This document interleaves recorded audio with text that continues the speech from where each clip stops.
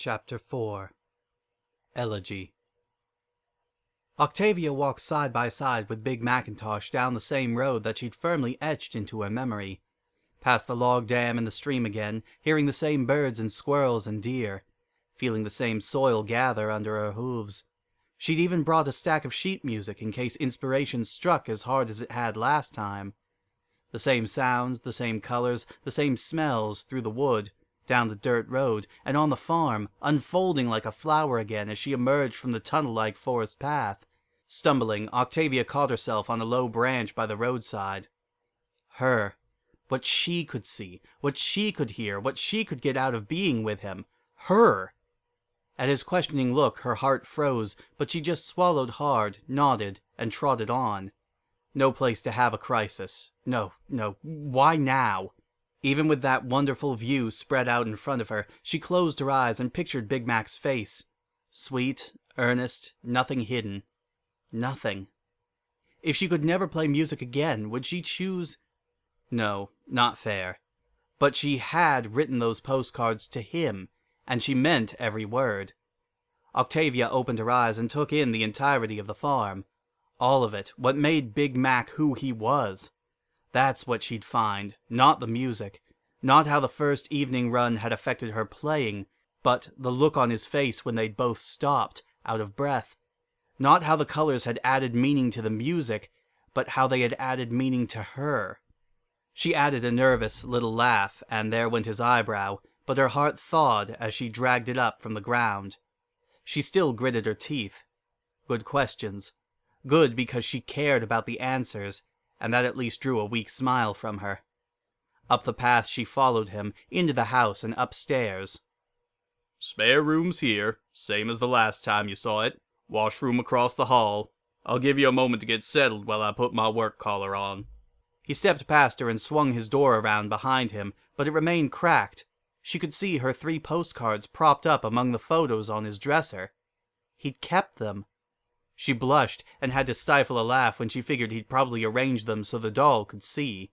Octavia went in the guest room and set her saddlebag on the bed, then unpacked it.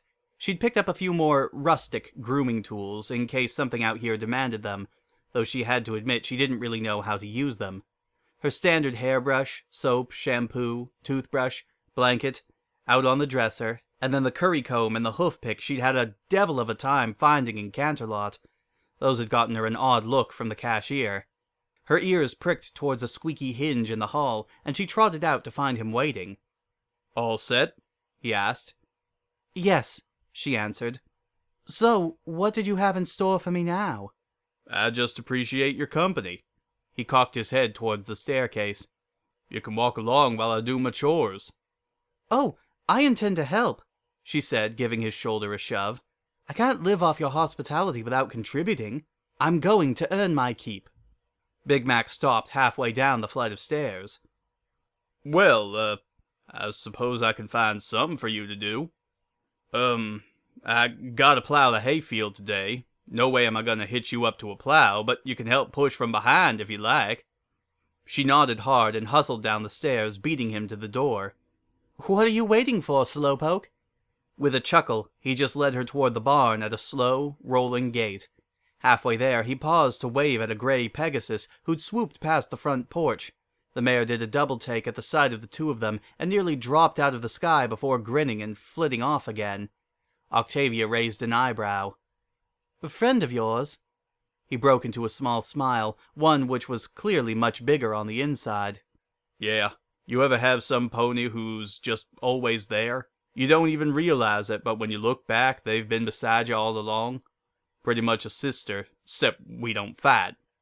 I guess. My mom had a friend like that. She might not like where this was going. Met Derpy when I was 3, I think, he said quietly. Last couple of years, though, she's doing the family and a kid thing, and I don't see her as much. Needless to say, she's gotten an earful about you. Maybe Octavia did like where this was going.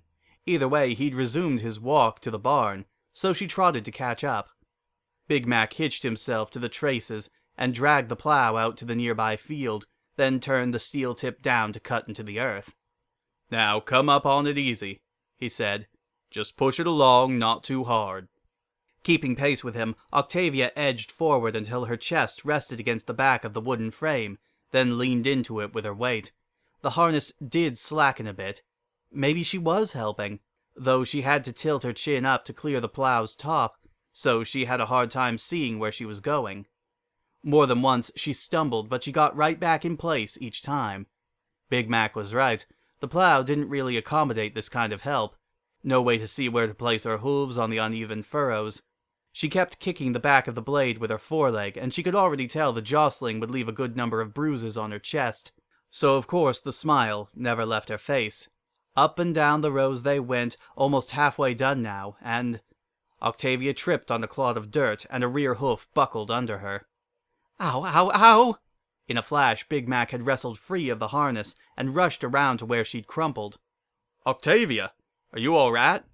He looked like some pony who just realized he closely resembled the face in the wanted poster on the wall, at about the same time the officer next to him did. Yes, please, it's not your fault. Octavia rubbed her pastern, but that only made it worse. Only a sprain. She pounded the dirt with a foreleg. Oh, I'm so clumsy. I feel so useless. No, you just ain't used to it, he protested. Come on, let me get you set up on the front porch. You can lean back in a rocker and take the weight off that hoof. Octavia stood and gingerly took a few steps. Manageable for now, it seemed, but mostly because it had gone numb. She didn't look forward to how it would feel in the morning. I think I'm good. Let's try this again. Nuh-uh, Big Mac said, shaking his head. I ain't taking that risk. Hang on a minute. He ran off to the house, then to the barn, and returned with a brace and a basket of grass seed. With an apologetic smile, he fastened the brace just above her injured hoof. Now, follow along and sprinkle some of the seeds in the ruts if you gotta help. You will be saving me time. Otherwise, I'd have to go back over it all. Octavia shifted a little more weight onto her bad leg and nodded. Okay, as long as I'm doing my part. See? Big Mac said. Finished early, with your help. No way. He'd taken a much slower pace, obviously so she could limp along without falling behind. Sweet of him to say, and it did feel good to make a contribution. Want to retire down by the pond till dinner? He leaned a shoulder toward the orchard, as if she could ever forget the way there. Octavia's eyes lit up. Yes, that would be perfect. Hold on, though, I need to go get something. What you need, Tavy? She whipped her head around and froze, her eyes wide and her face ashen. I mean, Octavia, ma'am. I didn't mean... He swallowed with some difficulty. It's just the name I used in my head the last couple of weeks, and... Oh, we're back to ma'am now. Despite her broad grin, he'd broken into a sweat and looked as if he awaited imminent destruction. Big Mac, Tavy will do fine. That's what my friends call me. His chest deflated like a balloon, and he swiped a hoof across his forehead. With a chuckle, she made her way back down to the house, then returned with her violin case. This way, she said, pointing past the barn. Yup. Big Mac raised an eyebrow and followed her into the trees, down the hill, and to the pond's edge. Octavia took a long drink from the cool water, then lay back against the hillside, the same way she had before. She even wriggled into the long grass a little to make sure she got a few thistles buried in her mane. He kept a careful eye on her as she unpacked her bow and slid it over a block of resin. Cello's my best instrument, she said, but it lacks a little in portability out here.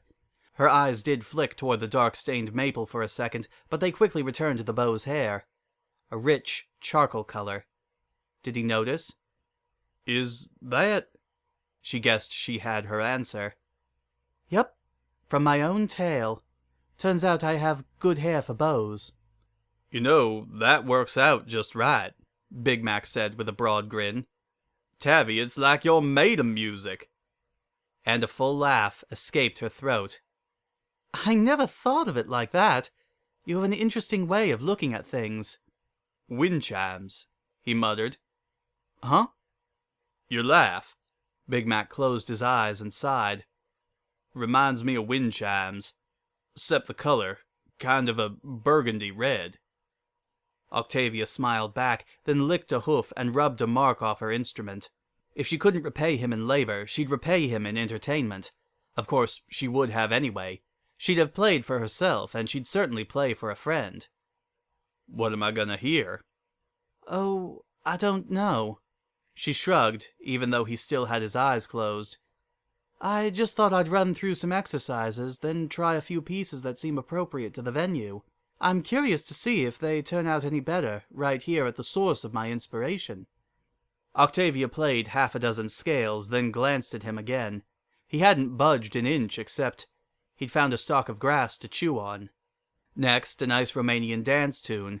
It had been in one of her oldest practice books, and by now her hooves could play it on automatic. But it absolutely flowed from her violin. She could feel the swaying, the high-stepping, the invitation to a partner, the nodded acceptance, the dizzying twirls. As the last note died out, she panted for breath. When had that ever happened before? On this simple a piece? Her tingling spine practically begged her to create that sensation again. Had she been standing, her knees might have given out. I like that. Sounds foreign-like, Big Mac remarked. Yeah, she said, her voice distant, still off in her scene. I should try something more local. Octavia waited a moment for her mind to free itself from the cottony web of wherever it had gone. One of his eyelids twitched as if to open, but it stilled as she started into something new. She played a lilting mountain air, and behind the music she heard him muttering. Waterfall. Hawk nest up on the rocks. Creek winding through the valley. A rear hoof tapped along with the beat. Something sounded off, though. She couldn't put her hoof on what, but, of course, something sounded too on, not off. Octavia stopped and stood her violin in her lap. Big Mac looked over with a small frown. Why'd you quit? I like that. I just remembered something from the folk music class I took a couple years ago. Hold on. Octavia gave each of the tuning pegs on her instrument's neck a fraction of a turn in alternating directions. It gives the music more of a folksy sound if you detune it a bit. She'd only gotten halfway through the melody again when she heard him sit up. Stopping again, Octavia went pale at his open-mouthed stare. That was perfect, he said. An old brown cabin on the gray mountainside, dark apples, almost black in the green orchard. His jaw worked as if he had to say more, but he only shook his head. What's wrong, Big Mac? I haven't thought about that place in years. I'd forgotten. He held a hoof to his forehead and wrinkled his brow. How could I forget? Octavia set her violin in its case and rolled onto her side to face him. Big Mac, you're scaring me. What's wrong? Nothing. Fine, he replied with a wave of his hoof. I just haven't thought about my granny in ages. I really loved her. How could I forget? His jaw tensed and his breathing sped up. You mean Granny Smith? She's just up at the house. Do you need her? Octavia struggled to her knees and started to crawl up the hill, but he gave her good hoof a tug. No, don't go, you'll hurt yourself. Rolling onto her side, Octavia propped up as best she could and winced. No, not Granny Smith, it's just... Big Mac let out a sigh and wrinkled his nose as if some pony had slipped a sour cherry into his apple pie. What could have made him so miserable? She slid back down beside her instrument and put a hoof on his shoulder. You can tell me, she said, peering into his eyes. Granny Smith's from the apple side of the family. Gulping, he brushed his forelock to the side. My mama's side. Daddy's family did grow some apples too, but they were a mining family up in the Appalachian Mountains. Used to spend my summers up there till I was about 7, when Granny Stone, she... Octavia gasped quietly and hugged him, the poor dear. I'm sorry. I didn't mean to make you uncomfortable. No, Tavi. It's only that I shouldn't forget. It's like losing her all over again. A fragile smile shook on his lips. Don't say that. She gave him a weak swat on the shoulder, but at his questioning glance, she nodded. She's still with you, in your memory. She doesn't have to stay on your mind all the time. We have constant distractions. That's life, a part of being a pony. You haven't done anything wrong, okay? After a moment, he gave a tentative nod.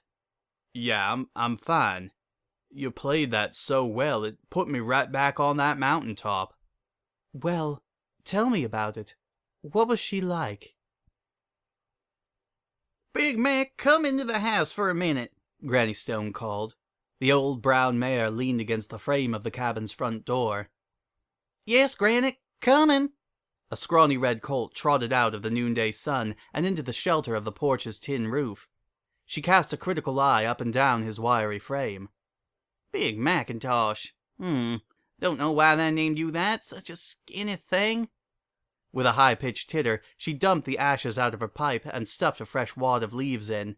Not too many mares could get away with smoking a pipe, but Granny Stone could. Maybe they know something I don't, she said, winking her bad eye at him. Don't matter. Come here and give your old granny a hug. Big Mac curled a foreleg around her neck. What you need, Granny? I'm getting ready to bake bread for the week. An unsteady hoof waved towards the forest. Be a good colt and get me some kindling wood. Couple of logs from the wood pile, too. Yes'm, Granny. Finish your chores this morning? Settling into a rocking chair, she reached for the pack of matches on the egg crate that served as an outdoor table, then struck one and took a few puffs from her pipe. Yes'm, Big Mac replied, carrying his head high. I helped Moonstone and Smelter work the iron vein. Then we scoured the rust off the car in the number 3 mine. Then we loaded a wagon with samples from the new silver prospect for Icy. I think that's it. Big Mac puffed out his chest, but then his eyes lit up. Oh yeah, we shored up that old rotten support beam by the entrance. Her milky left eye drifting halfway closed, Granny blew a smoke ring. Good day's work. You'll get a pickaxe cutie mark before long. Glancing at his blank flank, he had to smile, but, covering where a pickaxe cutie mark might go, he tugged off the saddlebag and dropped it beside her on the porch. Got a few garnets and emeralds from the waste rock, too. Heh! What would she even buy with them? She didn't want for anything. Just fetch me that there firewood and then tell your cousins to take you to the swimming hole. Back in time to buck apples for dinner, though, you hear? She jabbed the stem of her pipe towards him, but even he was old enough to recognize a real softy when he saw one. She'd send those gems off to her great-niece at college so she could get some new clothes and show them city folk they ain't any more sophisticated than us stones. Don't forget, Granny continued, it's a little different bucking these here in mountain trees. Shallower roots in the rocks. Yes'm, Granny. She sounds so sweet, Octavia said. I bet you were her favorite. Yeah. Big Mac blushed and rubbed his nose. I was the youngest of all the Stone cousins. Least until Applejack came along, but even then. Letting the silence close in around them, Octavia watched a fluffy cloud drift by. Then what? She said finally. We shared something special. Oh? She waited until the clouds had sailed behind the barn, then poked him in the ribs. What was it? If you don't mind my asking. In the cool evening air, Big Mac watched the cooking fire dance against the backdrop of the dark trees. Smelter had brought out a bag of marshmallows while they waited for the vegetables to roast, and after sliding a few of them on the skewers, he propped them against the fire's edge.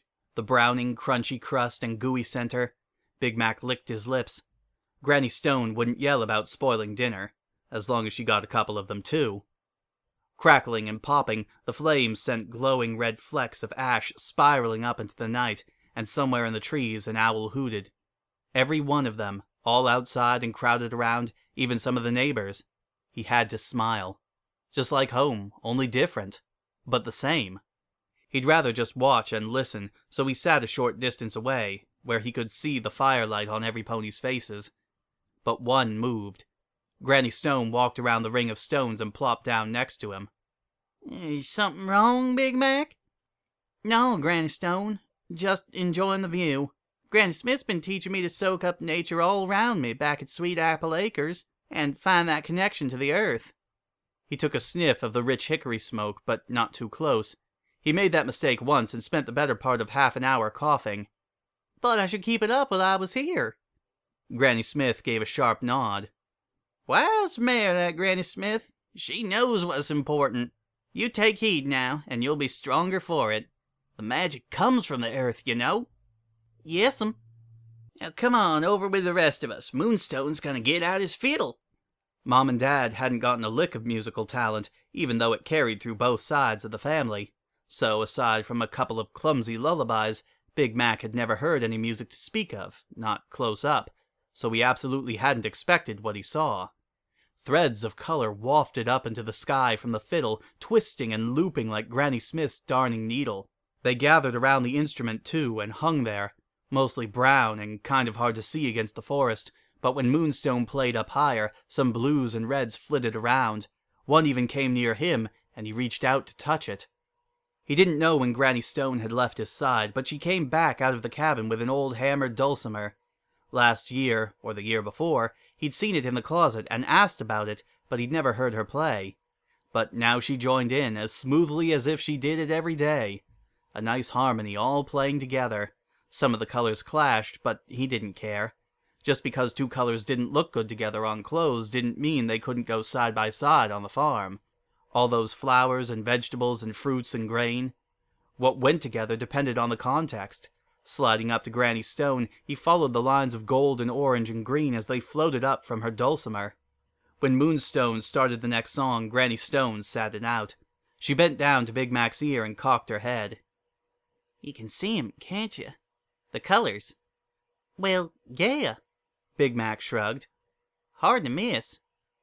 Oh, you'd be surprised, she said with a chuckle. I was wondering when it might show next. Great aunt of mine had it last. Big Mac squinted and scratched his head. Had what last? Oh, never mind. You want to learn how to play? Granny Stone tapped a hoof against the instrument's wooden frame. He immediately nodded. Good. We'll start tomorrow. While she began again, Big Mac leaned into her side and watched the music and the firelight swirl together. Song after song, his eyelids drooped further down. He never did get any marshmallows, or dinner for that matter, but he had very colorful dreams that night. Octavia sat up abruptly, then grimaced and held her injured leg. She had it too? Synesthesia?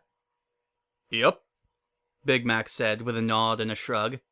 Though she didn't tell me exactly. I didn't know it was that unusual till, well, a couple of weeks ago. I didn't catch on to what she said about her great aunt. Genetic, huh? Octavia grinned. From what she'd seen of him so far, he'd taken great pride in inheriting something so unique from family. Who can say? Octavia had settled down in the grass again, but she jerked her head towards him once more. Wait, you can play an instrument? Why didn't you tell me before? I'm getting to that. Granny Stone hummed a note over her pipe stem while tapping one of the strings of her dulcimer with a hammer. You see? It's the same pitch, but they got different colors, 'cause my voice ain't the same sound. You won't ever see the same color I do. It's personal-like. Nodding, Big Mac stared at the strings. The one she'd hit had a light tan, like fresh-cut oak, but it had set a few of the other strings vibrating a bit, so some of the other colors clung to their strings as well. You gotta learn which strings are which colors, Granny Stone continued. That'll never change as long as you keep the same instrument. Get another and, well, good luck. Unless you want to go the boring way and learn to read sheet music. Big Mac chuckled. How many times had the traditional way butted up against the practical ways of doing things? About a daily occurrence in the Apple family, he reckoned. Here, she said, pressing one of the hammers into his hoof. Run it up the whole thing. He did as asked, drawing the hammer from one end to the other over all the strings. He gasped. A perfect set of stripes right inside the frame. Do that as often as you need to, till you can picture it in your head. Every color. Taking the hammer she still held, she played a simple tune, and he knew what had come next, so he stared intently at the colors and the patterns of strings. First one, a grass green, then over 3 strings, kind of a summer squash yellow. Over 2 strings, blue, the same yellow again, too many strings to count, but a darker blue, and so on. And then his turn. He could only remember the first dozen notes or so, but when he hesitated and looked up at her, she guided his hoof over the rest, and then she whirled her hoof in a circular motion, so she started through again. This time she played 2, but over a little. Usually 4 strings to the right, but sometimes only 3. He couldn't figure out how she knew when to do 3, but it sounded nice. "That's harmony," she said. "We'll tackle that later, but for right now, we'll leave it that you have to learn which colors go together. Makes for good music, but it'll mess up your fashion sense." He grinned in reply and glanced down at his lack of clothes. "Not like I'll need it." "That's the spirit," Granny Stone answered as she tousled his mane. She pointed to the dulcimer again, and Big Mac played a third time, but now she'd added words, the ones his parents couldn't exactly sing. "Hush, my sweet, now and don't you fret." "Interesting way of learning music," Octavia remarked. "Good thing you can sing, or you'd have trouble calibrating the pitch." "Yeah. Granny Stone started me on voice lessons, too. She said I couldn't get one without the other." He flashed a half smile and raised an eyebrow. Octavia shot him a smirk. "Multiple instruments. I'm liking her better already." "Yeah." His smile slowly faded, and he let out a sigh, and something returned to his eyes. She thought it was only nostalgia before, but now her heart sank. "You don't play anymore, do you?" She softened her smile. Big Mac shook his head. "My 4th and last summer there, and Applejack's first." Big Mac hadn't gotten his dulcimer lessons for the past 5 days. Each morning he unpacked it from its case in the closet and set it up, and then waited. But each morning, Cousin Smelter would say Granny Stone wasn't feeling well, and he'd have to wait until tomorrow. Always tomorrow. She hadn't come out to cook dinner or ask him to do chores or anything. Moonstone and Smelter both just sat at the table and flipped through the newspaper or stared out the window. Weren't they even going to work the mine today? Shoving out a sharp breath, Big Mac set his hammers down and strode towards Granny Stone's room, but Moonstone blocked his path. "Not now, Big Mac. The doctor's in there with her. Let 'em be." He hadn't seen a doctor come in, and he'd gotten up at first light. Did he show up during the night? Sneak in the back way? If no pony else wanted to keep this place running, at least he would. He stalked out the door, and with a curious glance, Applejack put down her dolls and trotted after him. "What you doing?" "Gonna do some mining," he said, his pace steady, and he didn't look back. Maybe she'd lose interest. 4-year-olds didn't exactly belong in mines anyway. "Can I help?" "You ain't strong enough." Big Mac winced at a loud crack and turned to see a tree she'd bucked over. Trees had shallow roots up here in the rocks, but yeah, Granny Smith had made quite an apple bucker out of her. So?" He ran a hoof down his muzzle. "Don't matter, you're a girl." "So?" Without answering, he trotted on, the rhythm of a short stride between him the whole way. 6 miles through the woods, then into the mine. Who knew how far down? The shaft spiraled, making it tough to gauge distance. He peeled off after another short while, though. Without help, he didn't want to work any of the deeper veins, or he'd never get a full mine car tugged back out again. So he turned at the first branch, grabbed a torch off the wall, and followed the first passage to the end. Empty mine car, rack of tools, all left where they should be so ponies could get right to work. He stuck the torch in a wall bracket, grabbed a pickaxe, and took a mighty swing at the wall. Not so scrawny anymore.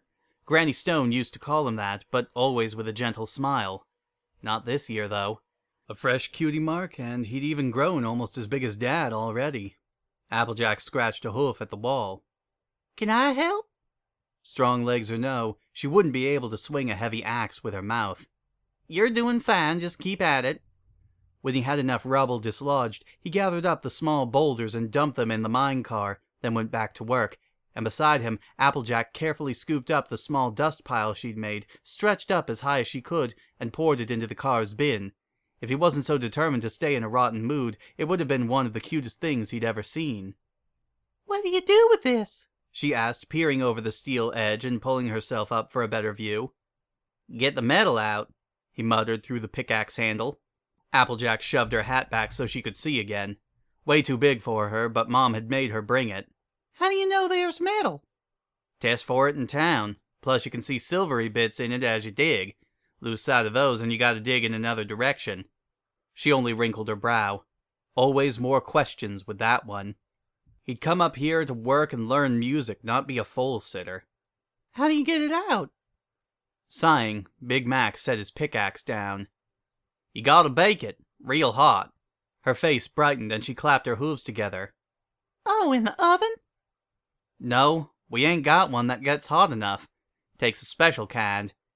He wiped the sweat off his brow and then, he didn't like the way she squinted at the car. He took a wild guess as to what she'd say next. Why? Bingo. Look, you said you wanted to help.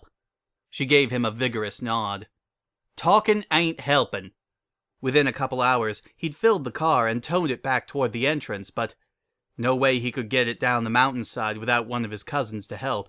Too steep and too far. So he set the brake, threw a tarp over the top, and tied it off. Finally, he put the torch head down in the sand pile just inside the mine. Might as well go back home. Long past lunch now, and a small miracle that Applejack hadn't gotten cranky about it. He didn't mention food on the trot back home, and if she heard his stomach growling, she didn't let on. But when he came within view of the front porch, Smelter shouted at him. "Where have you been?" Smelter looked like he'd seen a ghost. "Working at the mine. Seems I wasn't going to get anything useful done otherwise." He shrugged and shooed Applejack on toward the house. "Big Mac, Smelter only shook his head. The next day, the family buried Granny Stone in a family plot not far from the house, on a pretty overlook of the river winding through the valley below. Against the darkening sky, Big Mac watched the little filaments of color float up from the Moonstone's fiddle.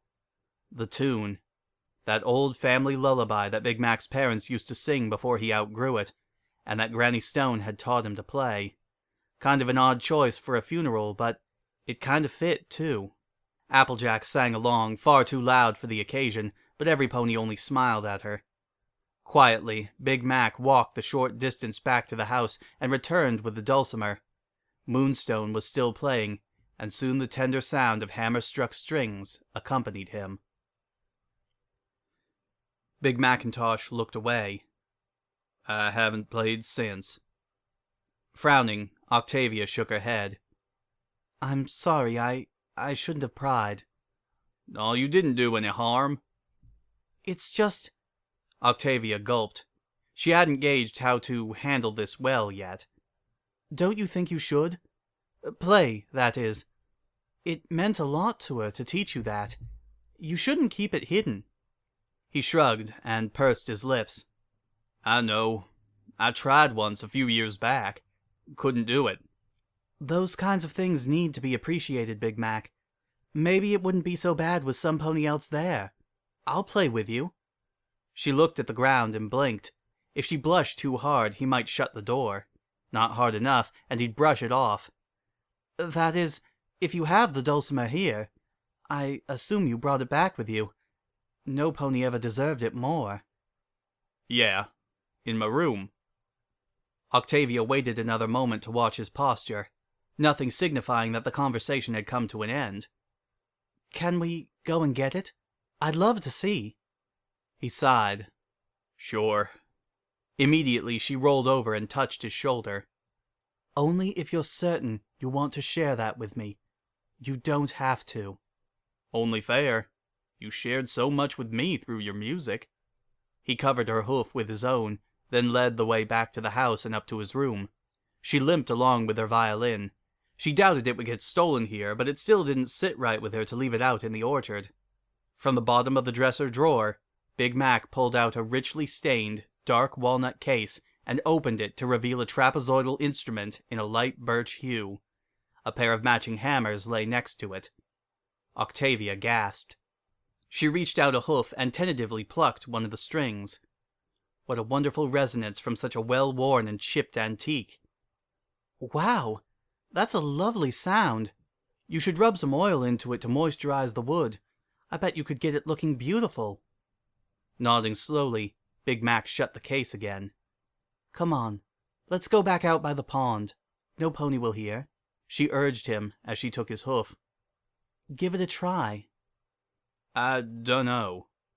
I won't make you. She smiled softly and looked at the floor. If she didn't watch him, maybe he wouldn't feel pressured. Big Mac nodded and took the stand out of the drawer as well. They slowly made their way back to the hillside, as much for his unwieldy cargo as her injury. But when they returned to their shady spot, he just sat in the grass with one of those what do I do now grins that she'd often seen on beginners' faces. Play me the lullaby, if you would, Octavia asked gently. He gulped and nodded, then set up his instrument on its stand while she got her violin back out. And then he ran a hammer up all the strings and stared intently at them.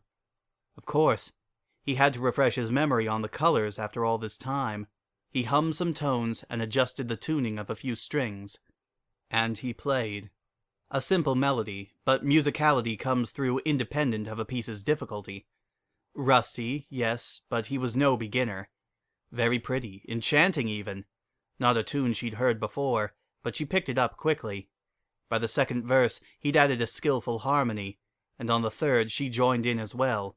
On the melody at first, but then she branched out into more rustic ornamentations. Big Mac had closed his eyes, and he swayed along with the tempo. A few missed notes, but nothing serious. He was picking this back up amazingly well. She kept watching, and the tightness in his cheeks gradually lessened, leaving only a gentle smile.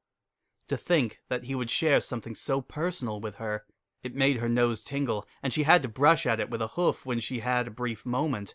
At her eyes, too. And then her ears pricked at a new sound. His, too, toward the house. Applejack? She must have heard them, and over the breeze rustling through the branches, Octavia detected a fine alto. Hush, my sweet, now, and don't you fret. The day is gone and the sun is set. Lay your head down and say good night, till you see bright morning light. No more sorrow, no more pain. Stay in my arms till you wake again. Go to sleep, cast off your fears. Dream of me and dry those tears. Darling snug, all bundled in tight. Moonbeams bathe you in heavenly light. Hush, my sweet, now, and don't you fret. The day is gone and the sun is set. When you see the new sun appear, know I'll always love you dear. Applejack knew it too. Of course, their parents had sung it to them. Big Mac was right. It just fit for Granny Stone, even at a funeral. What a beautiful song. Octavia would have to file that one away for later.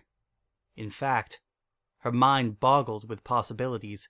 She loved the folk music class she'd taken, and if she could collect music like this, promote it more.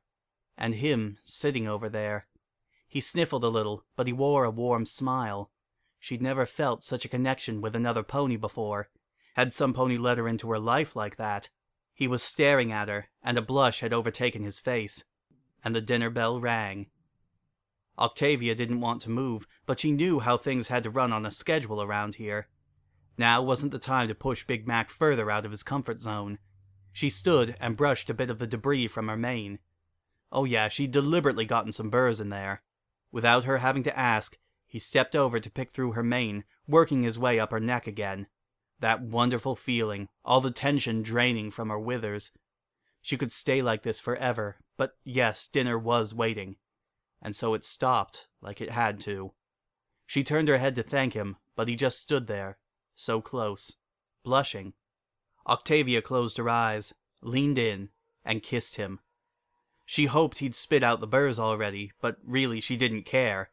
She pressed in and felt his warm breath on her muzzle, smelled hay and apples in his coat. She shifted her weight off her throbbing pastern, but she didn't stop. The dinner bell rang again. To be continued.